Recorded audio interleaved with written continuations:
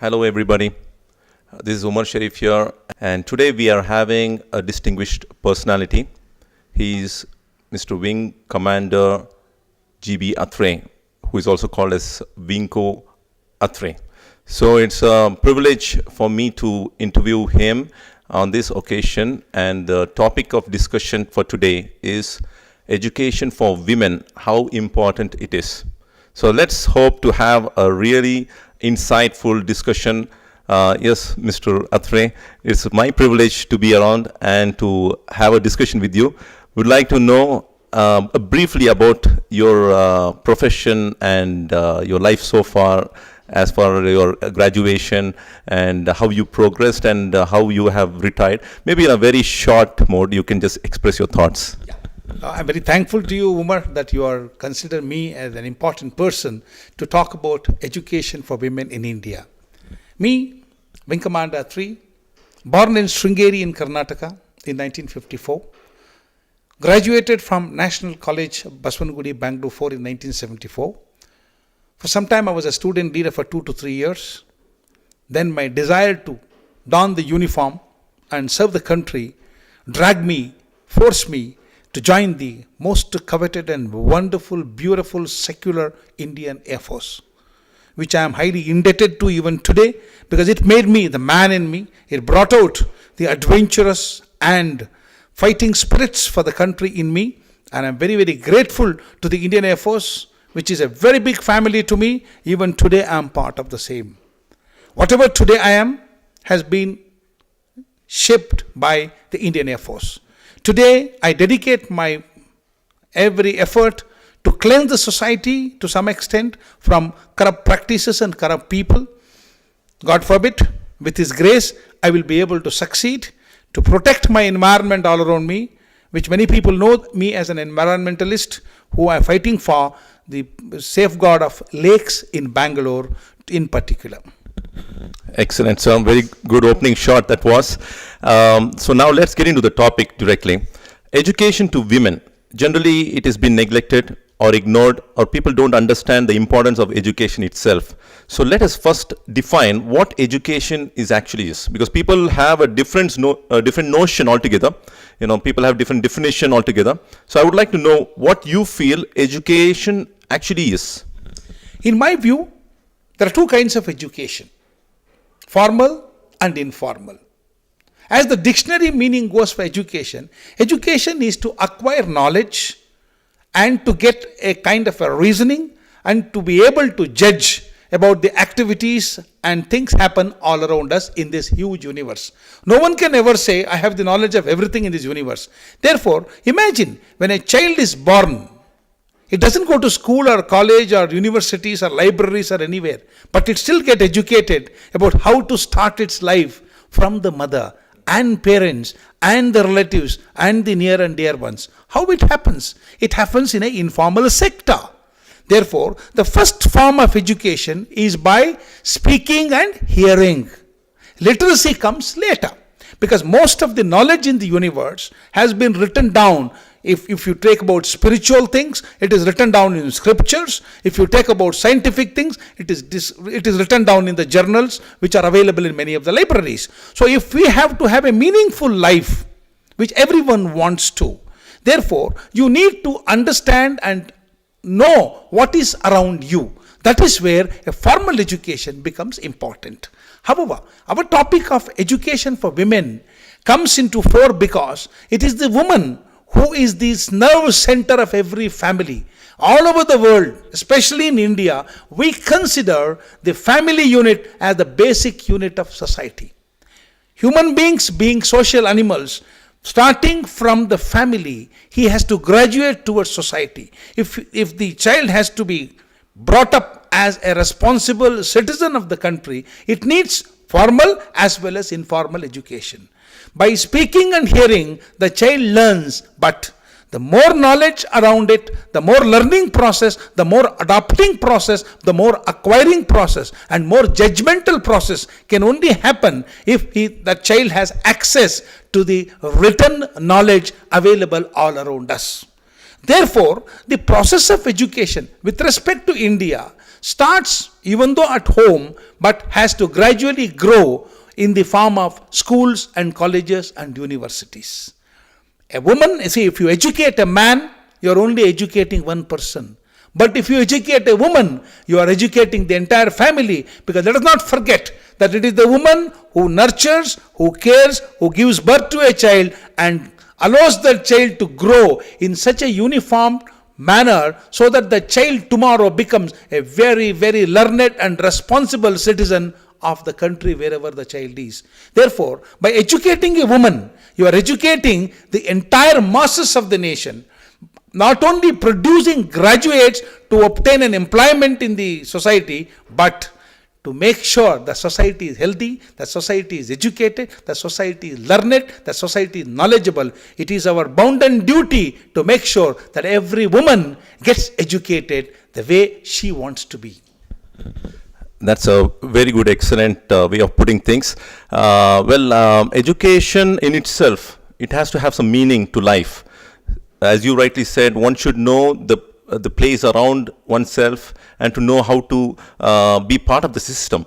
And for that, one should know oneself and also to know the environment around and to know where that person fits in to contribute to the system. So in general, I would like to say, when I went through the documentary on Finland's education system, the educationists there, they said, we have two things in mind. One is the child needs to feel happiness. The purpose of giving education is to ensure that the child is happy. And the second aspect is to know how to socialize with people, to fulfill the responsibilities to one's parents, one's friends, one's business partner, whatever it is. So the preparation in an institution is to ensure that the child personally is happy, and as the child grows up, feels peace in oneself, and then again impart that happiness and peace to the people around. Does that make much of sense? Absolutely. You see, let us remember one thing, that every child born in this world has a definite role. It is God's design that we are all born, go and back to join Him. But between the birth and the death to go and join the Lord, we have to have a meaningful life. That meaningful life should be with full of peace and harmony.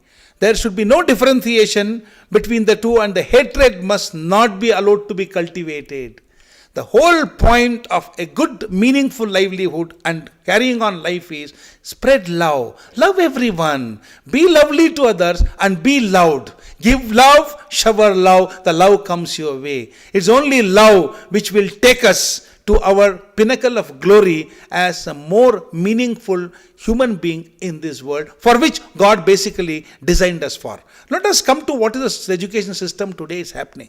It's only the universities have become nothing but factories of manufacturing graduates. They are running around. I want to be first rank, second rank, third rank. No one has ever checked what the aptitude or the attitude of the child was. Maybe the child did not want to become a doctor. Maybe the child did not want to become an engineer. Maybe the child wanted to follow in the steps of Michelangelo and become a painter and an artist. No one is giving preference to that in India. Therefore, education does not mean that you just put a child through the rigors of the system what is existing already. First, understand the child. Then ascertain what is the aptitude of the child. Wants to go in a scientific stream or in a humanities stream or being an art or being a sportsman. Okay? The best of the sportsmen need not have a PhD behind them. He may be a greatest of cricketer. Take example of Sachin Tendulkar. It took so many years to pass his examination. Take Virat Kohli, for example, who is the captain of the cricket team today. Therefore, most important thing and to lead a meaningful life with full of love and harmony and peace is to ensure what is the need of the child. Similarly, if the woman has to be educated, you don't have to educate all women as engineers or doctors or lawyers. Each woman is a jewel made by the God Himself. Therefore, the jewel has to be shaped properly. So, what the jewel wants is to be understood first, and then that kind of an education to that woman has to be given. Then only the whole harmony and peace, irrespective of religious tenets, whatever bearings are there, irrespective of class, caste, creed, religion, there will be peace and harmony. Very well said, sir. I want to ask one question. Well, I had the privilege of having a tea from you just some time ago, and you made the tea so well. And to me, I would say that in itself is an art to make a tea or coffee. And it's so sad that in today's times, people mistake that education is separate from daily life. Many a times we come across people who don't know even to make a tea or coffee, and that includes even women. Do we say that education is all about learning, the literary knowledge, and to know about grammar, and to know about various sophisticated knowledge, and neglecting the daily life aspects? What do you have to say about this, sir? See, basically in India, we have misunderstood the concept of education itself. Education and degree have to be separated altogether. Obtaining a degree, saying I am highly educated, is incorrect. You can find a village headman who has never been to a college, may be more educated about life than a person who has got double PhD from an American university. The whole idea of human life is what? To have a meaningful life, to live a life with love and passion and harmony and peace all around you. If that itself is not achieved, there is no greatness in having 4 PhDs or 5 PhDs. That is not education. You find many educated fools in Bangalore who drive around in great cars and throw their garbage into the roadsides. But that doesn't happen in villages. They don't do it. Therefore, having an education without any meaning to the daily rigors of life is no education at all in my view. People must understand their meaningful purpose in life, how much they have to contribute to society, and how they can make people around them feel and live life with lots of love. If that doesn't come around, there is no point in you being adorned with so many degrees in front of your name. That will take you nowhere if you do not have the daily rigors of life improperly understood. You have to understand the life. Your whole idea is to live the life. Your idea is not to acquire only degrees and things like that. Your idea is to live the life meaningfully, purposefully, spreading love and peace and harmony all around you. That does not come only by going to university. Therefore, we have to understand there are 2 kinds of education. One is an education which is a passport to obtain a degree to carry on your livelihood. The other is a degree from Lord, through your scriptures, through your spiritual knowledge, how you make that meaningful life and make joyous and make everyone around you part of you by spreading love and harmony. That can only come by a spiritual bent of mind. Excellent, very well said. You have hit a very important point that there are 2 streams of knowledge. One is to get your graduation. Another thing is to connect with your purpose through the scriptures. Very well said, sir. I have a point to make here. Many a times when we come across people, and when you say that this person is educated, they expect you to speak in English, in very good English, and they want you to wear the kind of attire which suits the place. See, for example, if somebody is coming in dhoti and he's coming in a banyan, and with the, in Tamil Nadu you have this tundu, the cloth over, and he's coming in a very simple way with a mustache and all that, and he speaks in the local language, Kannada, or in Tamil, or any of the languages, and he's brilliant, but he speaks a different language and he wears a different dress. But then he's not given that credibility of being educated unless and until they want a person to speak the language of English and to wear the attire of the Englishman, and then they consider, yes, this person is English, he's educated. So the same thing holds good for the women as well. In today's time, the traditional dress of the Indian culture, we have almost forgotten actually. We don't know what is the part of Indian culture actually. Whatever is coming new in the Paris or in Western world, that is really been imbibed immediately. So I want to know, are we at a point deviating from the concept of education and considering westernization as education? What are your thoughts, sir? Very beautifully asked. Let me start by saying, the freedom to us from British was got by a man who only wore a dhoti, that is Mahatma Gandhi. Even during the British rule, Britishers did not enforce so much of English on us. If they had done, all our local languages of India would have died its own natural death. Britishers in fact, did encourage all our regional languages. That is how Kannada, Tamil, Telugu, Malayalam, Gujarati, Marathi, Bengali, all these languages have flourished. But it's a tragedy today that we are an independent nation for the last 70 years. We are enforcing English everywhere. We are closing down regional language schools. That is the saddest thing. Don't forget, Ramanujan was not a university educated person. He did his research in Tamil. He was a great mathematician. Our Indians did not recognize him. He was recognized by the British. Oxford University gave him the doctorate. See, in other words, I want to say, we do not consider, we always call as Garka Murgi Dal Barabar. This is very dangerous trend we have. We must give impetus to our local languages. You see, language is only a medium by which you can acquire knowledge. Language is not by itself knowledge. This differentiation people have not understood. Right. Because they want to get proper jobs or good paying jobs. Just imagine for a minute. We were not ruled by British. We were ruled by Dutch people. What would happen then? Whole India would have been speaking Dutch or something. Yeah. So therefore, that language is forced on us because someone ruled us for 240 years. But the tragedy is, even when they ruled us, they did not allow our regional languages to perish.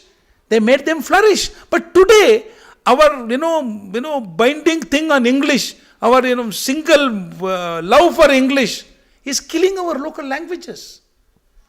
We are not having good poets. We are not having good, storytellers, story writers in regional languages. Everyone wants English. This is a sad state of affair. Therefore, the onus rests with the government of the day to make sure the local languages are given their impetus. We allow our local languages to grow. See, before Britishers even came to us, we were a state of, princely states. Mysore was ruled by Mysore Maharaja. Say Pallavas ruled Tamil Nadu or Nizams ruled Hyderabad, like that. I can carry on like this. The Indian history is known to everybody. But they made sure the regional language is entirely, taken care of by the princely states. That is how the languages are there. They honored the poets, they honored the story writers, they honored the, Vidwams of those days, Pandits of those days in particular language. But it's not happening. We have to fight to make sure our own language gets the standard to what it was about 100 years ago.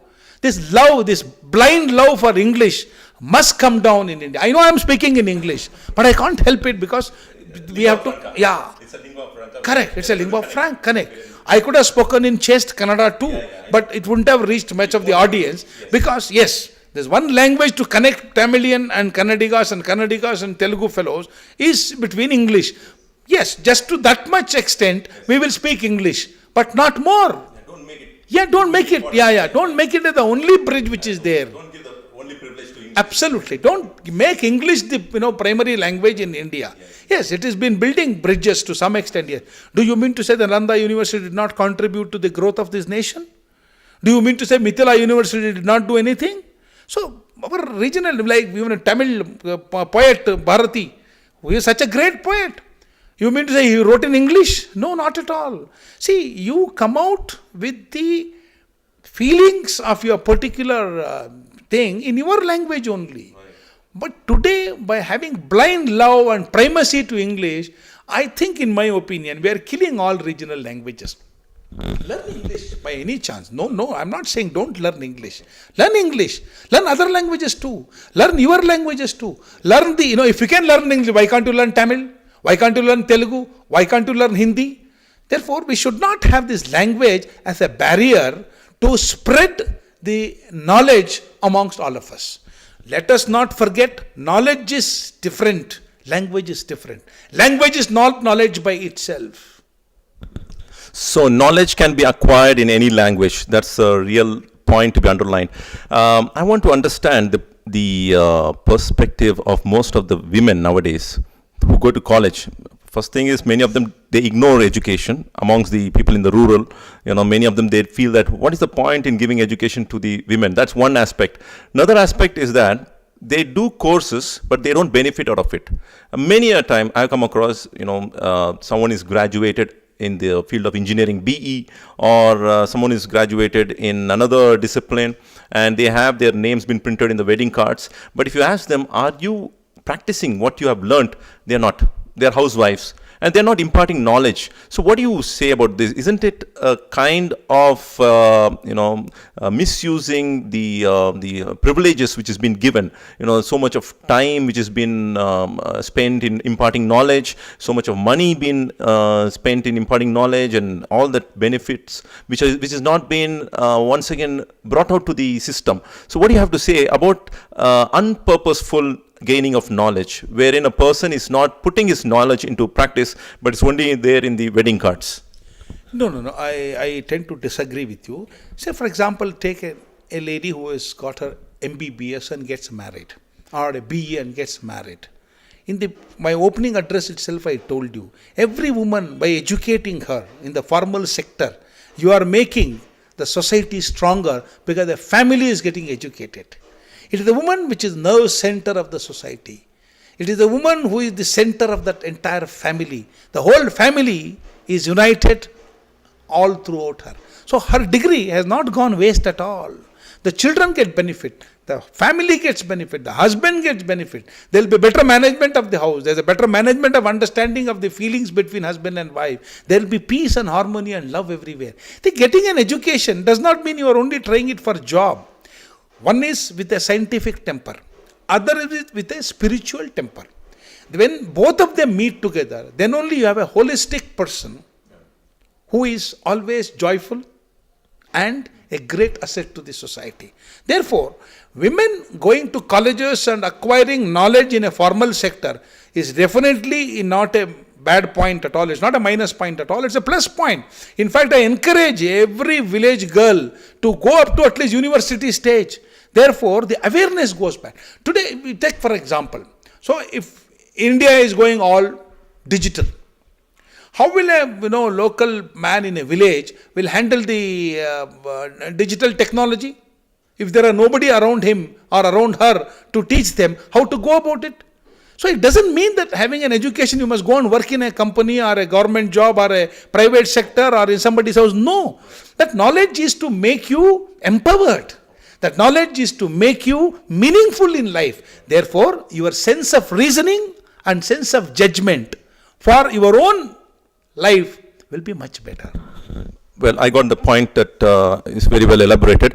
In that way, can we say that there are other courses and other disciplines for people, for the women especially, instead of getting into a stream where it is architecture or it is something to do with engineering, electronic engineering, and not putting into practice, can't they take up something in arts, in literature, in culture, then in sociology? There are many other streams which would be beneficial, and again home science is one of the aspects, then business studies, wherein they can actually fulfill their roles in their daily life after acquiring this knowledge also.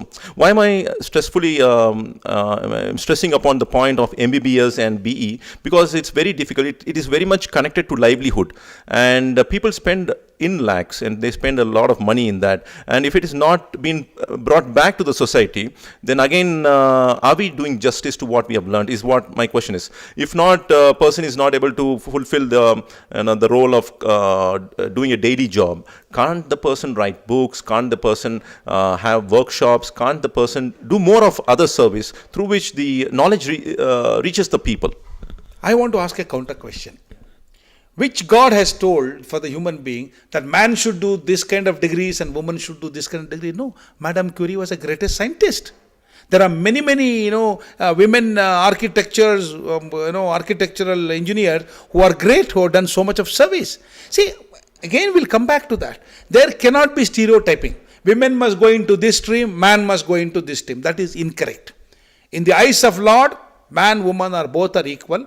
They have a biological role different, that is different issue. But knowledge wise, who has told that a woman cannot be spiritual leader? Who has told that a woman cannot be a good doctor? Who has said woman cannot be a great engineer? My daughter is the greatest engineer. She is earning quite a lot of money also there. She is supporting a family too. Their life is more stressful than us. Therefore, I always say that education, what they have acquired, should be meaningful in their life. It is not only earning money, running behind that and creating a livelihood. Okay, if somebody has spent lakhs and she becomes a doctor, she may not go and work as a doctor, but there is no loss. She knows if there is something wrong going on in her village or in her town by an MBBS doctor, she is there to check that. See, checking is also important in society. Nothing goes waste. No knowledge is wasted. She will be a better mother to her children. She will be a better wife to her husband. She will have a good, meaningful management of house management in her house because she has acquired that specialistic knowledge. So, I don't like, for one, to stereotype women and stereotype men. There are no such designated rules, which was there probably in Stone Age, that man is to go out and cut trees and bring the fodder and things like that. Woman will care and nurture and take care of children. But today, in a global situation, we are all now today we say global village, situation has undergone a drastic change. From sitting here today, we can talk to America in 2 seconds, which used to take earlier, to put a trunk call or maybe even write a letter which will go after 14 days to America. So things are changing. Similarly, the roles are changing. It's a mind. See, irrespective of the gender of the person, it is the mind which is there, which can, contribute so much to the society. Greatest of scientists have been women. Greatest of women have been astronauts also. So every field they have come in. Today, even in the Indian Air Force, there are women pilots who are flying the aeroplanes. So they are no less to anybody. Israel has huge air force, which has got fighter pilots, which are women. So this role-defining things, for gender-based role-defining things, I don't think is good. If you consider that you have to spread love, peace and harmony all over, all are equal in the eyes of God. Therefore, we must give the same place to both, equality to both. So, it is the aptitude which we were discussing earlier. We have to find the aptitude. That woman may be one of the greatest Michelangelos. How do we know? She may be, like greatest, like our musicians in India. She can become one of the sitar pandit tomorrow. How do we know? Anushka has become a great sitar player today in her father's strides, isn't it? So, you cannot restrict the level and the field of education what a woman should enter into. Leave her choice. So leave it to the person, and whatever the education that one strives for, it should not have a real connection with the livelihood. Let education be for the sake of knowledge and to have a very wide understanding of life. The meaning of education. Right. So I would like to say one point. Now that we understand that the world is changing to something good, and at the same time there are many challenges. And there is one challenge wherein people say the men and women are the same. Well, I have a concept to say that men and women have got equal rights. Justice has to be done for both. But men and women are not identical in the sense that they have their own differences, emotional differences, physiological differences, and their own reasoning towards life and towards their priorities also differ at times. So what do you have to say? How are we going to cater to both the section of the people, that is the men and women, and yet having the same kind of knowledge while not actually focusing in the area which really matters to them the most? See, God has made this universe. The evolution has to take place. Therefore, He created biological roles different to a woman and different to a man. But both energies, that is woman energy and the man energy, are essential to carry on the evolution. If one energy is missing, the evolution stops there. God's idea is not to stop evolution. Therefore, while respecting each other for whatever biological role they have got, limit it there itself. Do not carry it into the other fields of life. Biological roles are different. Biological problems are different. Why there are no two human beings are same then? Two men are there. They may be suffering different diseases. They may be having different kinds of temperaments. They may be having different kinds of, feelings towards each other. Anything can happen. It is not that two men are there, they are equal to each other. No, they are not equal. So why then one is an attender, one is a president? Therefore, there are inherent, intrinsic differences between two human beings. Right? We have to respect that. We have to understand that limiting the biological role to other fields is not a good idea. Right. Yeah, so that would mean that both men and women should be given equal opportunities and leave them with the freedom as to what they have to select. that was really interesting. So I would want to ask you, because in the course of our informal discussion, you were talking about, the movie of Dangal, and you were trying to cite it as an example. Could you just elaborate on that? Yeah, you see, these two girls, Pogat girls, her father finds out when they were very tender age that they both want to become Pailwans. In India, Pailwans are only men. There were no women Pailwans. But he makes sure as the father, this is the desire of my children, both girls, like Geeta Phogat and the other, I forget the name, younger children, both have today Olympic medal aspirations. That is what Mr. Amir Khan has made the picture. He has acted as the father in this picture. A very powerful message is going to the society that you should not stereotype children. You should not stereotype based on gender. So kids, whatever aptitude they have, they must be given a freedom to practice that and learn on that. So learning Kushti is not through formal education, right? This is informal education. They are not going to college or university. They are learning in akhadas of Haryana. So they have got a guru there. This is the Indian system of teaching. Guru Shishya. So, but today, they want to become Pailwans. Her father said nothing doing, yes, you will become Pailwans. And he made sure he concentrated all his energy and resources to make sure his both children are who are girls are becoming Pailwans, and they're becoming, great Pailwans and getting laurels to the country. So what's wrong with that? Therefore, idea of stereotyping based on gender that they should go into this stream or this field is incorrect. In the eyes of Lord, everybody is same.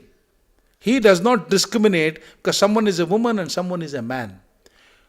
I'll ask you a question to the entire population of India. If you spiritually connect with God, will God look at you as a man connecting spiritually or a woman connecting spiritually? No.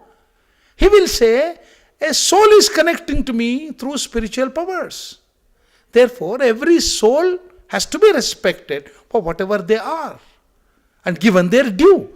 Then only love, peace, harmony can spread everywhere. The moment you start discriminating, differentiation starts in the society. When there is differentiation, indiscipline breeds in. When indiscipline breeds in the society, chaos is the result. Conflict is the result. To avoid all that, allow the gentleman within the societal norms what they have to do. I don't say if somebody wants to become murderer, you allow him to be murderer. No. It should be in positive spirit of humanity. It should not be misconstrued as anything and everything, everybody is sanctioned to do it. It is incorrect. Yes. With the nature of humankind, with the nature of peace, harmony, love, joy all around us, you allow them to blossom. We should not, stifle anybody's interest in doing anything. This is the greatest example Mr. Amir Khan is giving to the world by showcasing the Phogat sisters. Hats off to him that he is sending such a beautiful message across and people are loving it. That means there is definitely going to be a drastic change in stereotyping women in India at least. Yeah, to a very large extent, I agree to what you said, sir. In India especially, let me tell you, in some of the worship places also, women are not let in there. In India especially.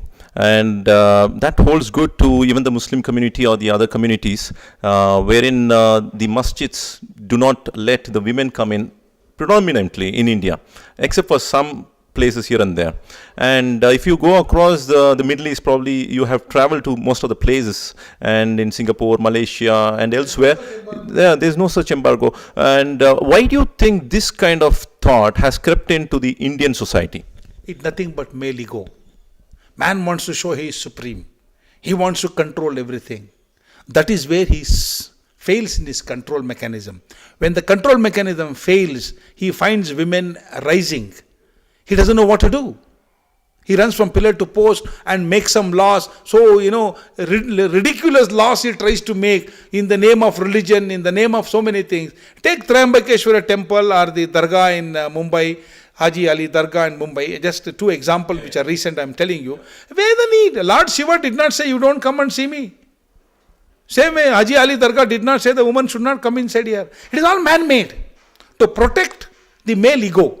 This male ego should vanish. This gender stereotyping should go. Treat everybody as equal with love and joy and see what happens. All these kind of restrictions will vanish in India. India will become an equitarian and egalitarian society if we let go this male ego. When Indira Gandhi was the Prime Minister, nobody had problems, na? How? She ruled this country for 17 years. What happened then? Didn't they bow to her? She was a woman after all. Therefore, stop gender stereotyping. For example, late Jayalalitha, she was supreme in Tamil Nadu. Even now, Shashikala is being appointed as the General Secretary of AIADMK. So politically also, they are a force to reckon with. They have leadership. Yes, they have every quality what man has got. In fact, they have got much more quality than what man has got. They bring life to this universe. That's a great quality God has only given to a woman and not to a man. Man must remember this always. Keep his ego in check. Treat everybody at par, as equal. Then only peace and harmony can survive. Every family will be happy family. Every family will be joyous family. Every family will be family with full of love. Excellent. So now we come to the last part of the interview. This would be about your example of being a good role model amongst the women who has really impacted your life, which you would like to express about the personality and the incident which has really moved you. I would say Jhansi Rani Lakshmi Bai. Her husband was killed. She didn't even know what responsibilities as a queen she is supposed to do. She had a small little child with her. But the motivation to free the country from the foreign rule was so much in her, which in fact influenced me that I must join the military. It is that lady and her prowess to fight, her inspiration and motivation to fight for the nation had a lasting impression on me when I was in class 5 or 6, when I read about her story. That is the time I realized I must put on uniform and serve this nation. The sacrifices made by her, without any hitch, she just forgot her personal comforts. She was after all a queen of Jhansi.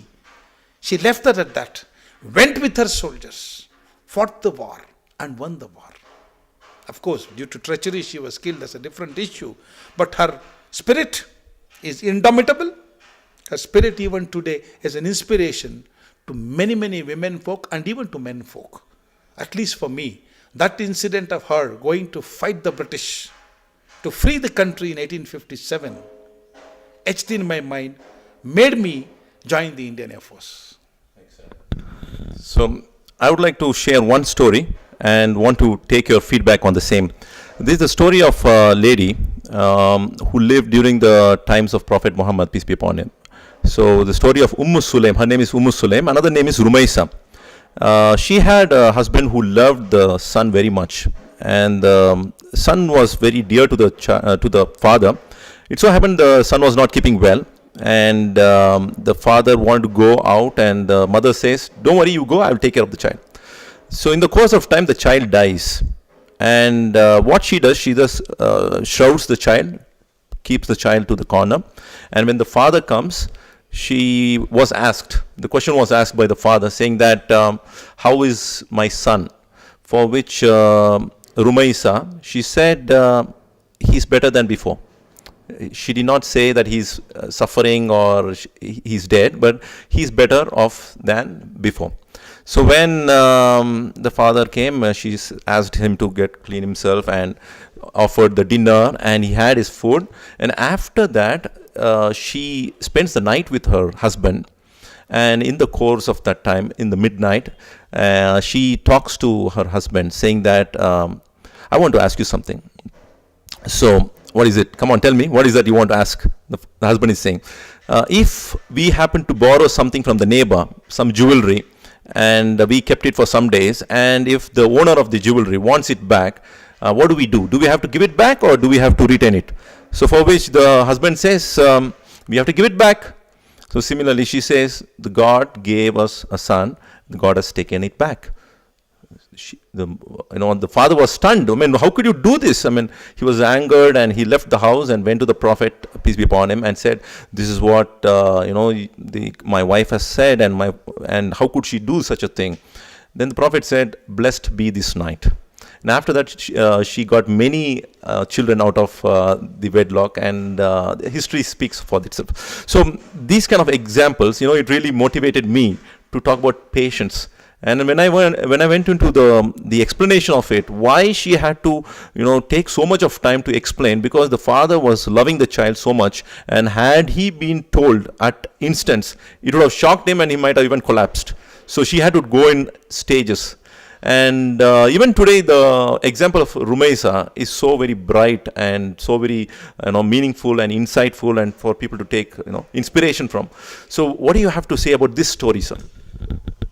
She wanted to make sure her love for her husband is there always. Love must win. As she very rightly said, God gave, God took it back. It's only an incident. But husband and wife are still there. They must share a very lovely relationship between the two. There should not be unnecessary accidents between them. Yes, your love for something will diminish as compassion increases from the other part. The lovely wife, with all her love and compassion to the husband, made sure, as you rightly said, he shouldn't get into a shock and go into depression. But he made him realize the realities in a different way and made him accept that God gave and God took it back. Then he was much better man.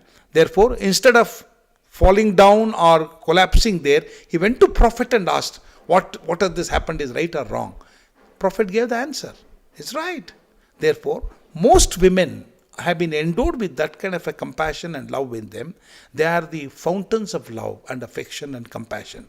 Let them be. We will take that fountain and nurture that and see and look at them in an equal manner and with respect. Then only it is applicable to all religions. It is not only, Hindus or Muslims or Christians or, most humans have this, what I always call, many people say it as MCP, I call it male ego, in simple words. Most male have this ego problem, then only all these problems come. Wherever this egocentric nature is not there, that family is always comfortable and love always remains there eternally. Therefore, this story of prophet should be the lesson to every believer that woman must be respected and loved. To beget love and respect. It was really inspirational and insightful to learn a lot from you. And I'm sure our viewers would not want to miss out further interviews with you. And I'm sure there's so much to learn from you on various topics and various fields. Inshallah ta'ala, we would come, and more likely we would come as frequent as possible, depending upon your time and your leisure time, and make best use of whatever you have to share to the people. And Khuda Hafiz. Thank you very much, sir. Thank you very much. Thank you. Pleasure is mine. Thank you.